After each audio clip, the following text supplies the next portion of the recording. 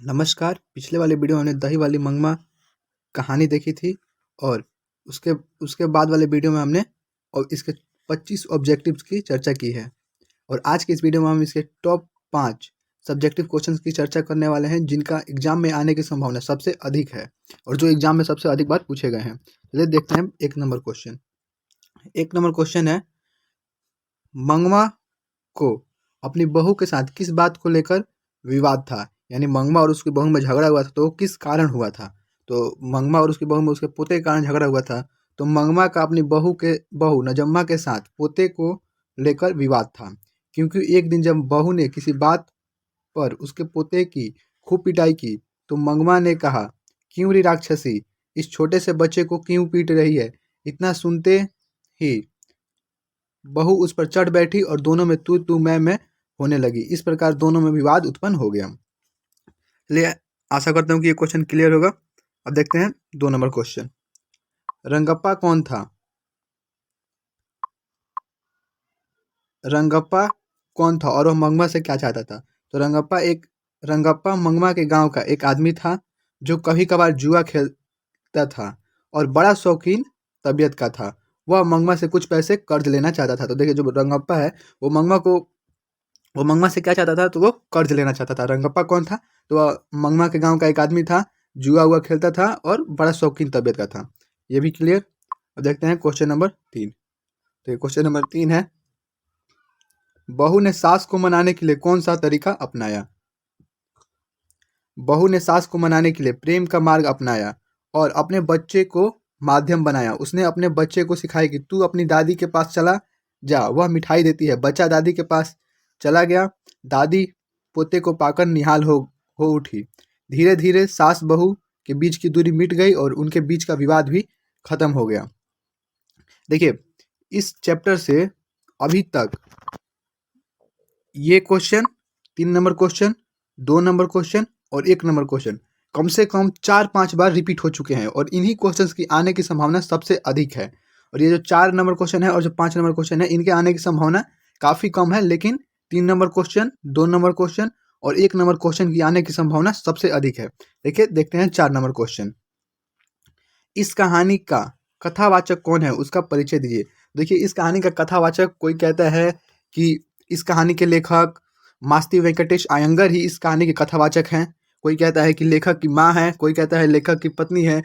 बहुत लोग, मतलब हर कोई अपने अपने तरीका से इसे बताता है, लेकिन बुक में कहानी जो है उसमें कहीं भी ऐसा नहीं लिखा गया है कि कथावाचक लेखक की माँ है या कथावाचक मास्ती वेंकटेश अयंगार हैं या फिर कथावाचक लेखक की पत्नी है।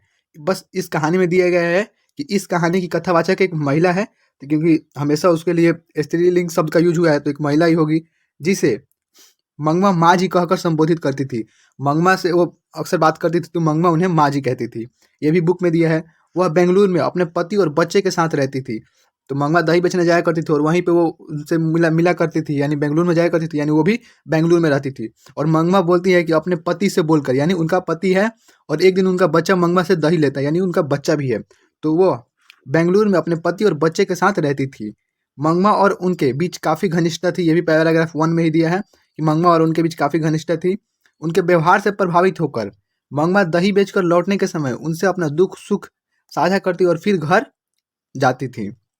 देखिए, इस कहानी में ऐसा कहीं भी नहीं दिया गया है कि इस कहानी के कथावाचक मास्ती वेंकटेश अयंगार हैं या लेखक की पत्नी है या फिर लेखक की माँ है। बस आपको एग्जाम में यही आंसर लिखना है कि इस कहानी की कथावाचक एक महिला है जिसे मंगमा माँ जी कहकर संबोधित करती थी, क्योंकि इस कहानी में कहीं भी ऐसा नहीं दिया गया है कि इसकी लेखक की माँ या फिर पत्नी है। अदरवाइज आपकी मर्जी, आप जो चाहें वो लिख सकते हैं, लेकिन बुक में यही क्वेश्चन दिया गया है, यही आंसर दिया गया है। अब देखते हैं 5 नंबर क्वेश्चन। मंगमा का चरित्र चित्रण कीजिए, यानी मंगमा का व्यवहार के बारे में बताइए। तो मंगमा अपने छोटे से परिवार की स्वामिनी है, यानी मालकिन है। वह अपने पोते को बहुत प्यार करती है। उसमें जीवन के प्रति एक प्रकार की उब भी है और एक प्रकार का आकर्षण भी, यानी उब यानी अपने जिंदगी से उब जाना, यानी मरने की इच्छा रखना, और एक प्रकार का आकर्षण भी, यानी जीने की चाह भी रखना।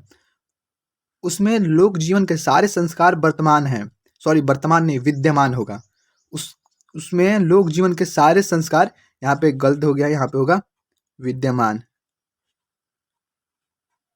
विद्यमान, उसमें लोक जीवन के सारे संस्कार विद्यमान हैं। उसमें अपने परिवार के प्रति अतिशय लगाव है, यानी अपने परिवार के प्रति बहुत लगाव है।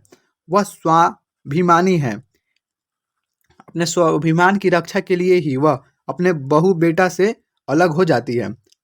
हमने पांचों क्वेश्चन की चर्चा कर ली। देखिए 5 number question, 4 number, 3 number, 2 number, 1 number. इस पार्ट से मात्र 3 क्वेश्चन की आने की संभावना सबसे अधिक है। वो है मंगमा को अपनी बहू के साथ किस बात को लेकर विवाद था।